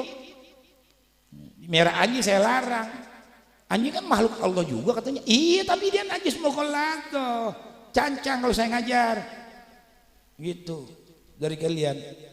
Sama istri batal Pak Ustadz. Iya batal. Kenapa sama kambing nggak batal? Begitu betul dia. Hebat emang dia main otak. Itu Mu'tazilah, ada Jabariyah, ada Mu'tazilah. Kalau Jabariyah cuma mengandalkan wahyu, dalil nakli, Quran hadis. Kalau Mu'tazilah main otak. Oh begitu ya Bu ya. Masa sama kambing batal, sama istri nggak batal, sama istri batal, sama kambing nggak batal? Gampang Pak, Bapak kawinnya sama kambing. Nggak usah jawab lagi dia. Jadi persoalannya apa sama istri batal walaupun sudah nikah jadi istri? Fi madinnatis syahwat. Setiap kita bisa melampiaskan hawa nafsu, bisa mengikat tali pernikahan, itu hukumnya batal. Aula mastumun nisa. Itu masalah khilaf. Ada mazhab yang lain yang tidak membatalkan. Tapi kita mazhab Syafi'i, ikutin Imam Syafi'i. Saya sama ibu saya nggak batal, makanya nggak boleh nikah. Saya sama bibi nggak batal, makanya nggak boleh nikah. Sama anak sama adik nggak boleh nikah, makanya nggak batal. Nggak bisa kita bersenang-senang. Tapi kalau saya sama ibu-ibu di sini ada janda umpamanya cakep, boleh kawin apa enggak? Boleh kawin apa enggak? Boleh, karena fi mazinnatis syahwat, bisa bersenang-senang. Itu enak Bu kawin sama Habib sama Ustadz, berkatnya nggak habis-habis. Tapi ibu-ibu berkatnya banyak. Ibu-ibu kan kalau kemana-mana bawa tas melulu dia mah. Di dalam tasnya ada apa coba lidah? Ada plastik buat bungkus berkat. Sono ibu-ibu di laut, ini mah kagak. Ya, jangan. Yang kita orang terhormat. Emang ada yang begitu Bu. Dari kampung saya ada ustazah. Kalau kondangan itu Bu, di dalam tas plastik ada 4. Ya Allah, pertama dia nyendok daging, semur, masukin plastik, masukin ke tas dia. Tadi ya, parkir lagi, antri lagi makan, dia makan lagi, pulang makan, diberkat lagi pakai plastik lagi, penuh tuh tas. Jangan muruah itu, lagi punya orang di banyak tamunya nggak boleh. Kalau gitu kita makan ukuran kita aja.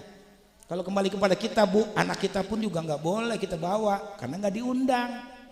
Kalau ibu-ibu kan pada bawa anak lo diundang, undangannya 10.000, anak 3 dibawa.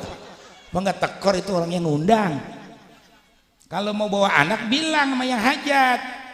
Saya pernah waktu adiknya Ridho kawin di Taman Mini, diundang sama Roma Irama, cuman saya diundang. Istri saya almarhumah kan akhirnya pengen ikut, anak saya pada pengen ikut. Nah sebelum saya makan saya ketemuin dulu, Bang Haji, ini mamahnya sama anak pengen ikut, nggak apa-apa Kiai, nggak apa-apa Kiai, makan tuh, namanya udah dapat ridho. Kalau begitu kita kalau mau bawa anak bilang sama yang sahibul hajah, anak saya ngikut ini, kesian tinggal sendirian di rumah, jadi anak saya makannya halal, insya Allah. Dah setelah 20 tahun ya nanti diterusin sama yang lain ini. Setelah 20 tahun Nabi kaya dagang, jadi Nabi jadi miliarder, jadi Nabi nggak miskin. Makanya ustadz kita nih jangan miskin ya, di samping kita ngaji ya enggak, kita ngajar ngaji, kita ngaji lagi, banyak mutolaah, baca kitab, belajar pidato. Saya apa nggak belajar, bapak saya bukan ahli pidato, bukan kiai, saya bisa ceramah alhamdulillah, dioret-oret belajar, jadi mubalik alhamdulillah, punya pesantren sekarang alhamdulillah, belajar. Nah Nabi juga kaya, jangan dibilang miskin. Setelah itu dia dilamar oleh Siti Khadijah usia 40 tahun. Mas kawinnya berapa? Coba dengerin nih. Mas kawinnya 1250 gram. Tuh, catat tuh di otak. Kayaknya anak muda biar kaya jangan miskin. 1250 gram dikurus uang sekarang 1.250 miliar. Tuh mas kawin Siti Khadijah 1.250 miliar. Onta muda 20 ekor. Belum pakaian sandal pangan. Makanya lu kalau miskin jangan kawin, puasa aja lo. Tuh, orang yang kawin tuh yang punya duit, yang mampu. Makanya Nabi ini mengangkat derajat wanita. Ibu-ibu bersyukur kepada Allah dengan sebab beliau Rasul diangkat. Al mar'atu imadul bilad, idza salahat salahatil bilad, wa idza fasadat fasadatil bilad. Wanita adalah tiangnya negara. Kalau wanitanya bagus, negara akan jadi bagus. Tapi kalau wanitanya nggak benar, maka negara akan jadi rusak.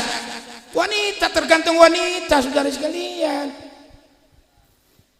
Ada lagi yang lain, al jannatu tahta aqdamil ummat, surga di bawah telapak kaki ibu. Mulia betul ibu-ibu.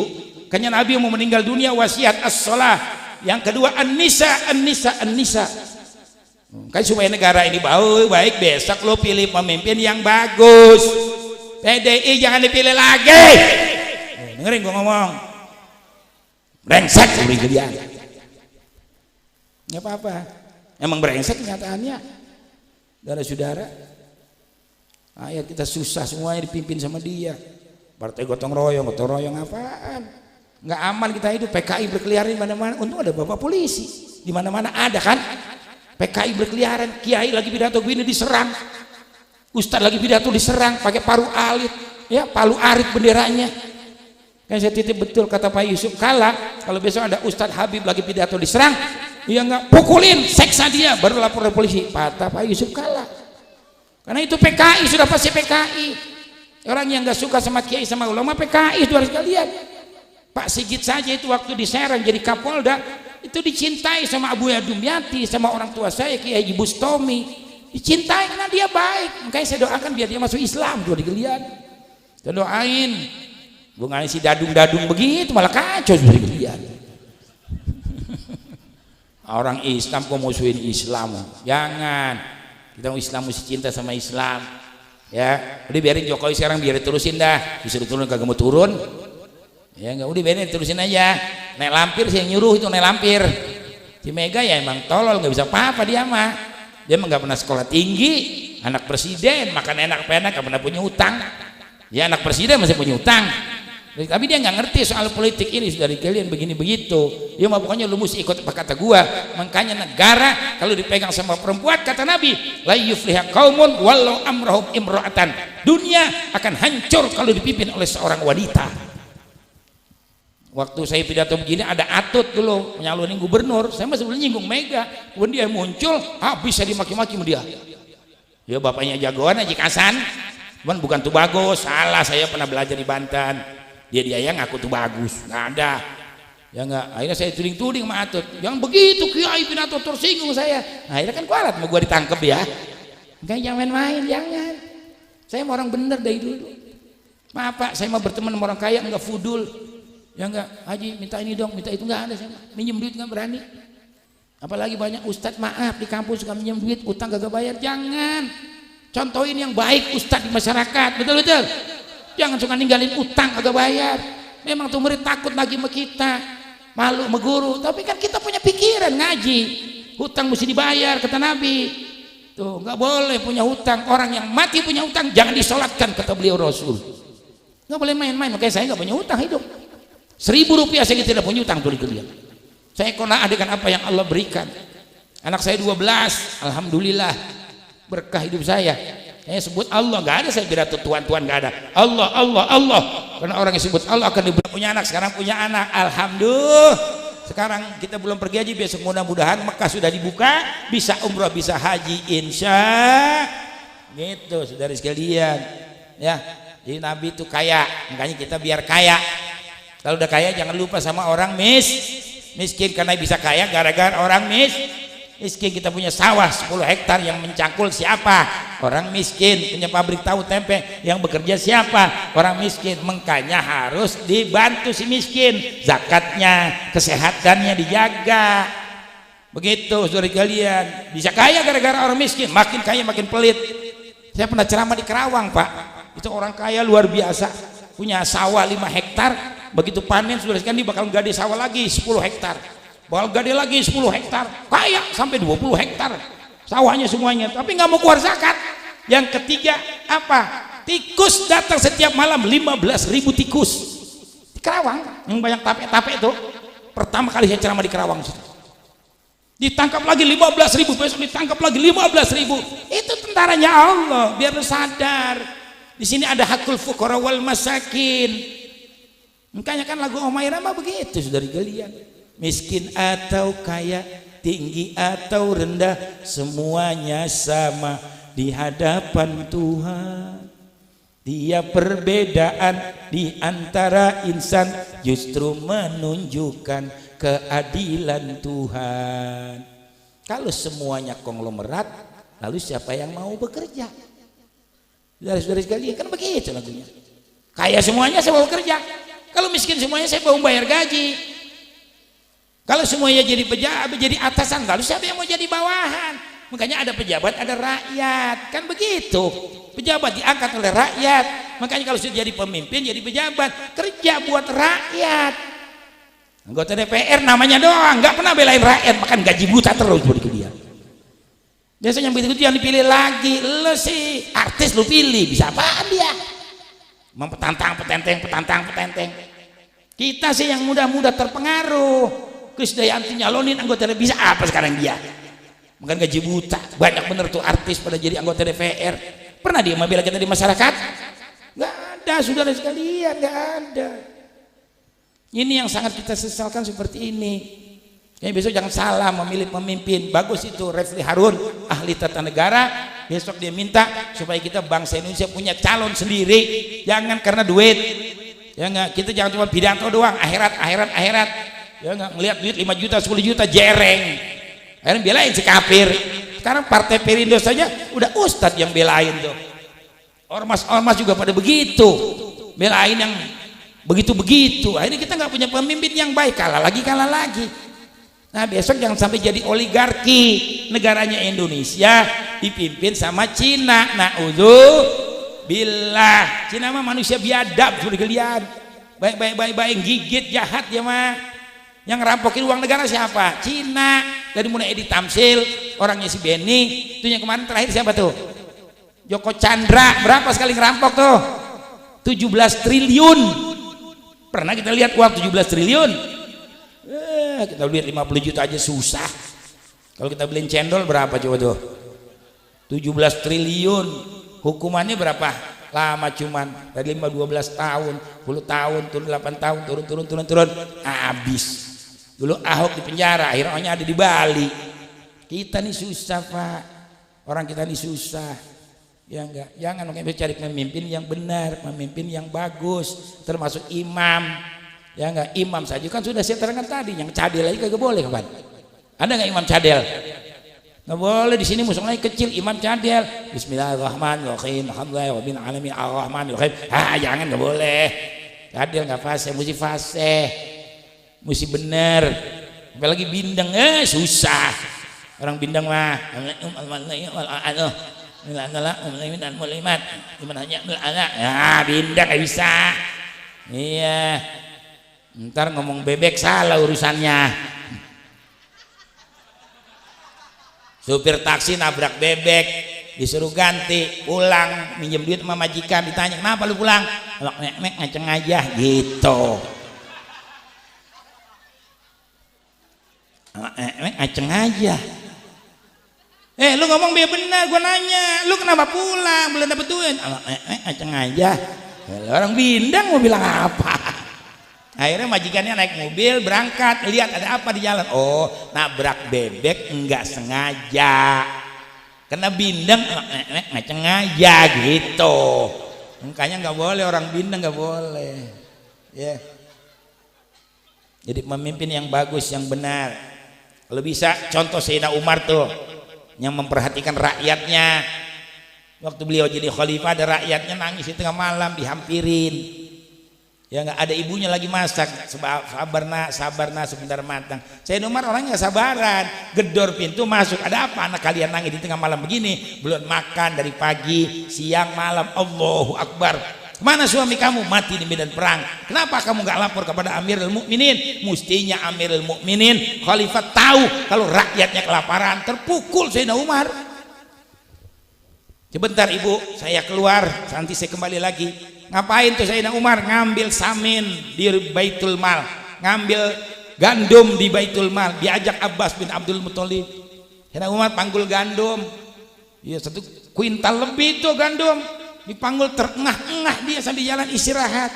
Kata Sayyidina Abbas, "Ai Umar, biar aku yang panggul, jangan kau khalifah Amirul Mukminin, pemimpin dunia, jangan mikul gandum. Bukan hansip ini, pemimpin dunia. Kalau presiden satu negara, kaisar satu negara, dari sekalian ratu satu negara, khalifah inni ja'ilun fil ardi khalifah, pemimpin dunia, jangan panggul gandum. Jangan hai Umar, jangan, biar aku yang panggul ini gandum sampai ke tempatnya, biar aku masak, karena kau tidak sanggup memikul dosa aku nanti di hadapan Allah gara-gara aku jadi Amirul Mukminin, rakyatku kelaparan." Buat kalian begini mesti pejabat ngerti, saya bilangin, jangan dibikin susah terus. Ini gara-gara si Cina diikutin, rakyat jadi susah terus. Saudara sekalian, berapa banyak konglomerat yang pada hancur gara-gara corona 2 tahun. Ya enggak, orang dagang ini nggak bisa, itu nggak bisa, semuanya nggak bisa. Buka dong negara biar makmur, biar subur. Kayaknya besok pilih pemimpin yang benar, yang begitu-begitu jangan lu pilih lagi. Pemimpin yang enak mukanya dilihat. Kayak Sayyidina Abu Bakar sama Nabi, hubbiba ilayya min dunyakum salasan, yang aku cinta tentang dunia kamu ada 3. Kata Sayyidina Abu Bakar, siapa? Yang pertama kata Sayyidina Abu Bakar, an-nazru ila wajhi Rasulillah, aku paling suka lihat wajah beliau Rasul. Kenapa? Apa nih? Oh enggak udah berin. Nabi pemimpin yang betul-betul pemimpin yang bisa dijadikan uswah hasanah, suri toladan. Sayyidina Abu Bakar kalau nggak lihat Nabi tuh sehari sakit dia. An-nazru ila wajhi Rasulillah. Tuh Sayyidina Abu Bakar, kayak kalian lihat Habib tuh mubalik ustad, enak kan lihat mukanya? Lu lihat muka gue enak gak? Nggak enak, gue gampol kalau suruh lihat. Enak aja. Iya nggak? Lihat muka Jokowi demen nggak? Oh kagak pak. Ibu-ibu ngeliat muka Luhut demen nggak? Agak juga, takut banget ibu. Wajar ibu takut. Udah yang begitu besok jangan dipilih-pilih lagi, biar sampai selesai tugas dia, biarin dah. Besok 2004 ya kita memilih pemimpin yang benar, ya enggak. PDI jangan lu pilih lagi, udah tau gue bilangin, catat di hati lu semuanya. Dari sekalian, partai yang koalisi sama dia gue jangan dipilih, banyak partai yang lain. Supaya apa? Selamat negara kita, insya NKRI biar selamat, negara kita selamat, pejabat-pejabatnya yang baik-baik semuanya selamat. Begitu harapan kita, biar Indonesia menjadi negara yang makmur, subur, biar semuanya bisa menikmati kemerdekaan, insya Allah. Satu lagi terakhir, 40 tahun diangkat menjadi Rasul, menjadi Nabi untuk seluruh umat manusia dalam sepanjang kehidupan zaman, diwahyukan kepadanya Al-Quranul Karim. Nah Al-Quran pegangan kita, kayaknya anak-anak biar pada bisa ngaji, amin. Suruh ngaji anak kita biar bisa baca Quran, biar fasih, biar benar. Saya dari kecil udah bisa baca Quran, saya masih SD udah ikut perlombaan, udah deklamasi, udah pidato, kayak kan jadi mubalek nggak aneh. Karena dari kecil semangat saya dengan hal-hal seperti itu. Ya saya 6 tahun di Gontor, alhamdulillah. Jadi sekali memang saya mintanya tamat karena saya banyak ujian. Kelas 4 yang biayain meninggal, kelas 6 abang meninggal lagi. yang pulang ke rumah 2 tahun orang tua meninggal gitu. Ya kalau ingat sekarang ini sedih, kita senang kok orang tua nggak ada. Beribu saya yang bisa saya bahagiakan, bapak saya belum. Tapi itu doa. Ya nggak, setiap saat saya berdoa, tiap sholat bu, pak, nggak pernah tinggal saya doa. Allahumma ighfir lana dzunubana wali walidaina warhamhuma kama rabbayana shaghira. Setiap sholat sudah 40 tahun saya tidak pernah tinggal. Kayaknya ini jadi berkah. Kata Imam Ghazali, kalau kita nggak baca doa buat birrul walidain, doa kita kurang berkah saudara sekalian. Jadi jangan lupa mendoakan kedua orang tua, baik dia masih hidup atau udah meninggal dunia. Nah, pegang kita Al-Quran. Al-Quran tidak ada bandingannya, ya enggak.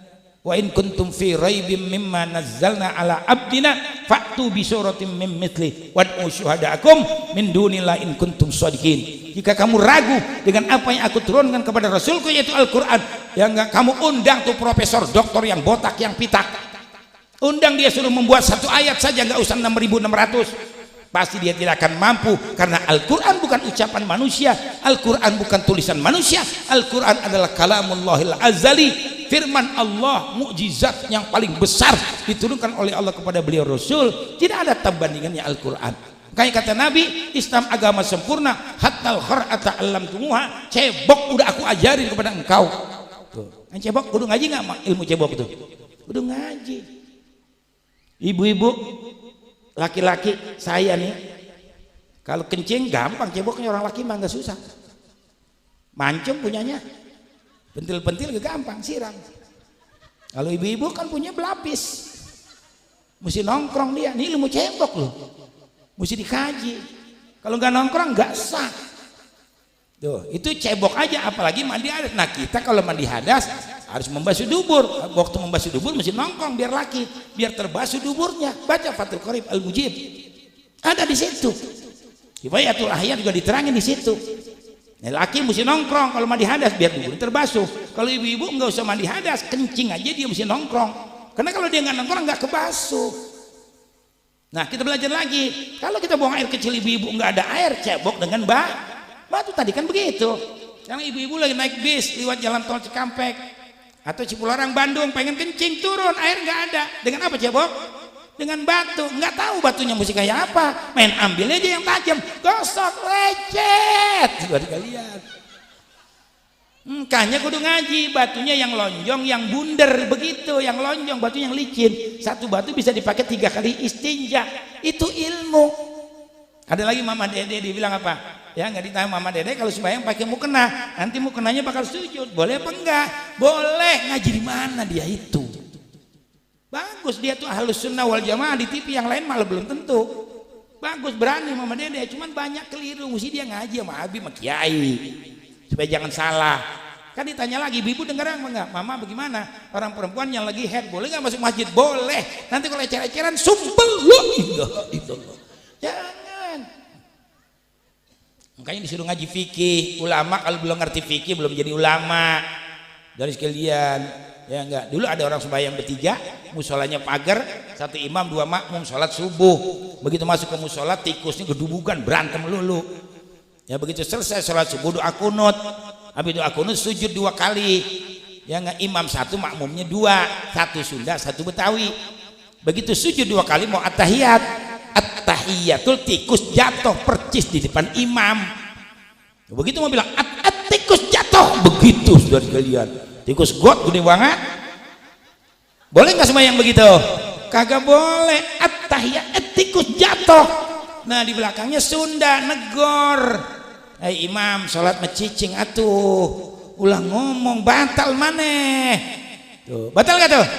Batal juga. Yang 1 Betawi kan kudunya bener. Udah dibilang sama jangan ngomong, Betawi malah nyaut. Untung gue diem aja. Sama aja sama lu goblok. Jadi batal semua, jadi ngobrol gara-gara sholat nggak pakai ilmu. Makanya kudu pakai ilmu. Apa juga pakai ilmu. Ya, mari dengan peringatan Maulid Nabi besar Muhammad SAW ini kita nggak usah ikut yang brutal. Dan sekalian kita ikut yang baik. Selamatkan diri kita, keluarga kita. Kecuali memang dibutuhkan, ayo kita jihad rame-rame. Kalau belum dibutuhkan kita gak usah jihad, kita berbuat baik saja kepada bangsa, masyarakat semuanya. Kita penuhi musola, insya Allah doa kita besok pada kabul ini insya Allah saudara sekalian ya. Kenapa itu ulama banyak ujian di Jawa Timur? Karena memang kalau saya rasakan begitu. Saudara-saudara, ulama sono banyak pada melintir. NU-nya bagus, cuman ulamanya melintir. Termasuk vaksin itu kan dihalalkan, itu kan minyak babi dihalalkan.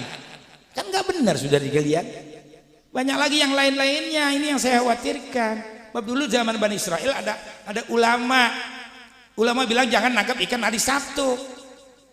Tapi yang dilarang nggak mau, tetap jangan nangkap ikan. Karena dia nyari rezeki. Ulamanya ikut nangkap ikan. Jadi melanggar dari sekalian, nyebur ke situ. Ada juga yang nggak mau, itu yang bikin selamat. Yang ikut nyemplung di sana jadi turun azab besar dari Allah Subhanahu wa Ta'ala. Jangan, ulama kita jaga ini betul-betul. Yang sampai kita cacat, mari saling doa mendoakan, saling tolong menolong di antara sama kita. Jangan hasud, jangan dengki kalau ada orang maju, ya kita ikut. Bagaimana supaya kita maju kayak dia? Jangan hasud boleh sama orang diberi ilmu, ilmunya manfaat. Orang diberi harta, hartanya manfaat. Kalau saya 3 Pak hasudnya. Ada 3 ya, yang satu lagi saya hasud sama orang tua bininya muda, tuh gue hasud dari kalian. Aki-aki 70 tahun bininya 20 tahun, gue enak lihat dia juga kalian. Apa ilmunya dia tuh, boleh kita pelajarin yang begitu. Karena kan perempuan banyak, 1:15, nanti mendekati kiamat 1:50. Makanya kalau bapak bininya 1 kesian juga sama orang perempuan.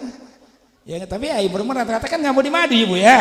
Nggak apa-apa, tapi yang penting rawatin suaminya biar husnul khotimah. Ini saja yang bisa saya berikan. Mari kita galang kesatuan persatuan. Nanti ditambah sama ada Habib Nabil, ada Habib ya yang lainnya. Ustadz dari kalian mudah-mudahan menjadi sempurna.